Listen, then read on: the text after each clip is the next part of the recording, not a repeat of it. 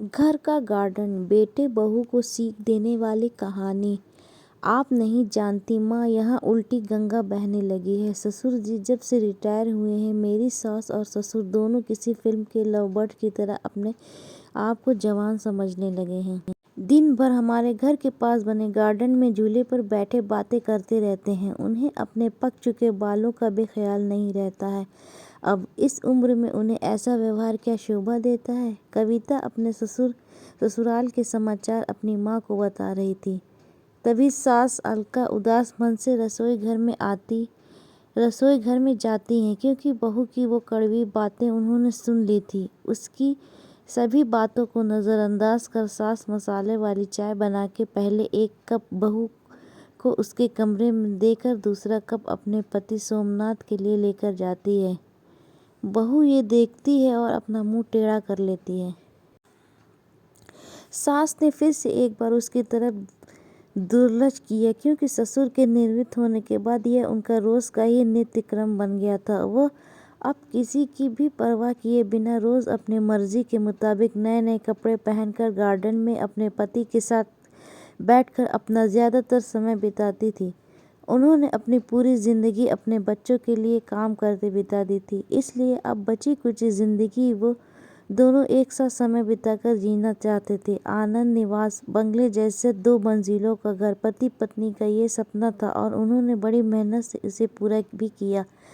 अलका जी ने घर के सामने बड़े प्यार से उस गार्डन को बनाया था और वहाँ पर कई फूलों के पौधे और वेलें लगाई थी। उनके उगाए चंपा, जसवंती, मोगरा, गुलाब ऐसे दर्जनों फूलों की खुशबू से उनका गार्डन हमेशा महकता रहता था।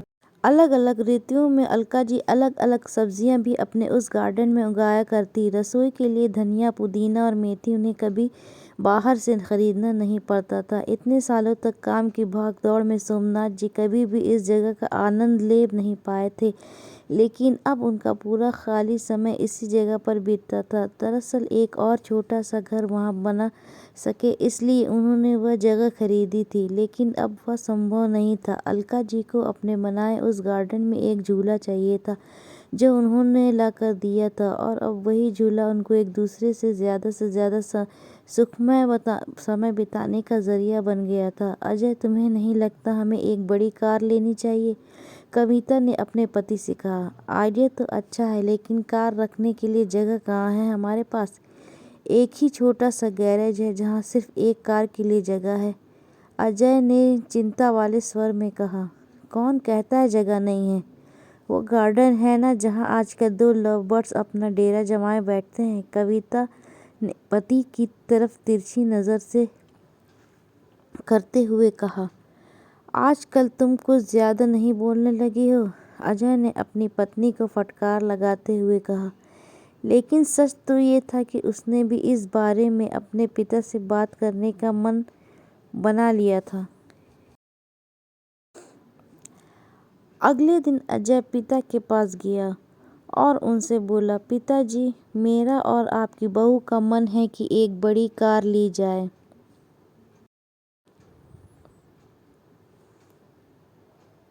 पर बेटा, हमारे पास पहले से एक गाड़ी है ना, दूसरी गाड़ी लेने के बाद हम उसे रखेंगे कहाँ?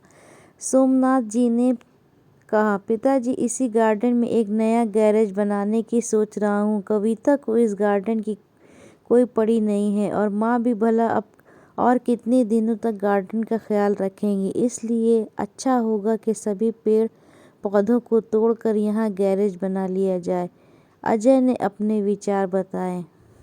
आनंद निवास बंगले जैसा 2 मंजिलों का घर पति पत्नी का ये सपना था और उन्होंने बड़ी मेहनत से इसे पूरा भी किया था। अलका जी ने घर के सामने बड़े प्यार से उस गार्डन को बनाया था और वहाँ पर कई फूलों के पौधे और बेलें उगाई थी।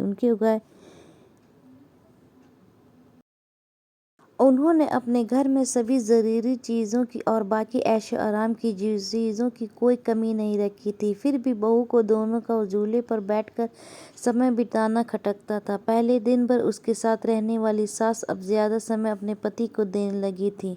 हमेशा अपना दिमाग उनको उस जगह से हटाने के लिए लगाती। अजय, तुम ही जैसे एक बार ने कार ली रख चाहिए, कविता ने अपने पति से कहा। आइडिया तो अच्छा है, लेकिन कार रखने के लिए जगह कहाँ है हमारे पास? एक ही छोटा सा गैरेज है जहाँ सिर्फ एक कार के लिए जगह है। अजय ने चिंता वाले स्वर में कहा, कौन कहता है जगह नहीं है? वह गार्डन है ना जहाँ आजकल 2 लव बर्ड्स अपना डेरा जमाए बैठे हैं। आजकल तुम कुछ ज़्यादा नहीं बोलने लगी हो? अजय ने अपनी पत्नी को फटकार लगाते हुए कहा। लेकिन सच तो ये था कि उसने भी इस बारे में अपने पिता से बात करने का मन बना लिया था। अगले दिन अजय पिता के पास गया और उनसे बोला, पिताजी, मेरा और आपकी बहू का मन है कि एक बड़ी कार ली जाए। पर बेटा, हमारे पास पहले से एक गाड़ी है ना, दूसरी गाड़ी लेने के बाद हम उसे रखेंगे कहाँ? सोमनाथ जी ने कहा। पिताजी, इसी गार्डन में एक नया गैरेज बनाने की सोच रहा हूँ। कविता को इस गार्डन की कोई पड़ी नहीं है और माँ भी भला अब और कितने दिनों तक गार्डन का ख्याल रखेंगी। इसलिए अच्छा होगा कि सभी पेड़ पौधों को तोड़कर यहाँ गैरेज बना लिया जाए। अजय ने अपने विचार बताए।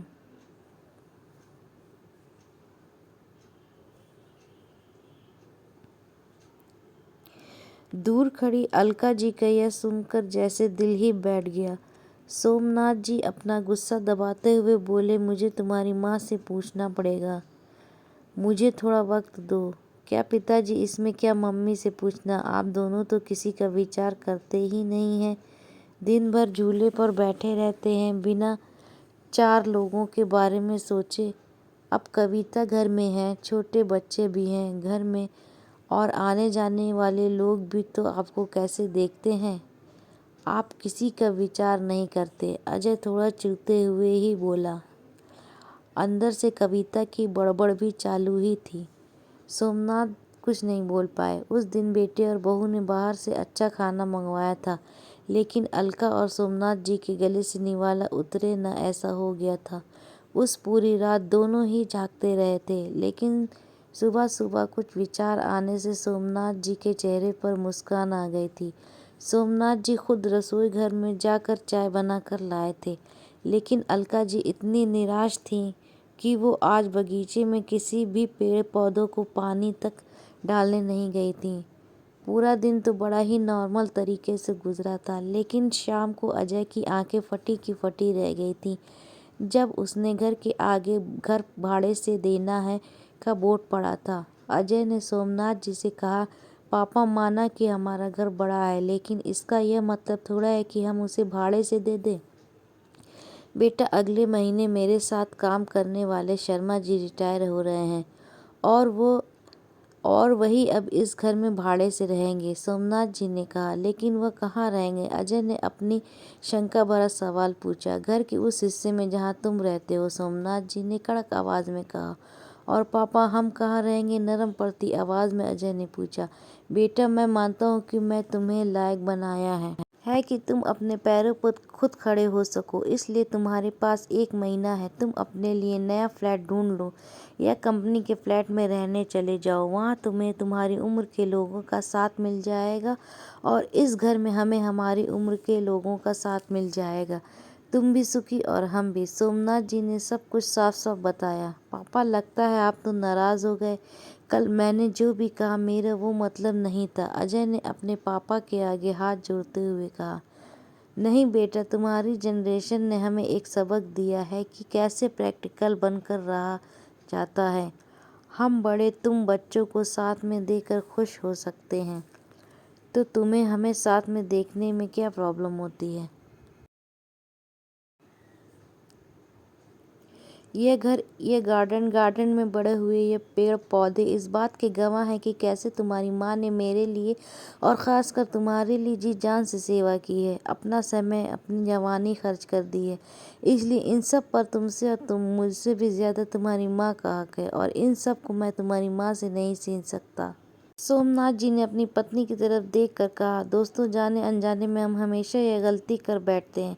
हम सोचते हैं कि हमारे बड़े बूढ़े हमारे हिसाब से जीवन जिए। ऐसा करवाने के लिए हम उन पर अपने विचार थोपने लगते हैं, लेकिन हम ये भूल जाते हैं कि उन्होंने हमारे लिए कितना त्याग किया है और जब उन्हें उनके हिसाब की ज़िंदगी जीने का मौका मिलता है तब उनका साथ देने के बजाय हम उनके विरोधी बन जाते हैं।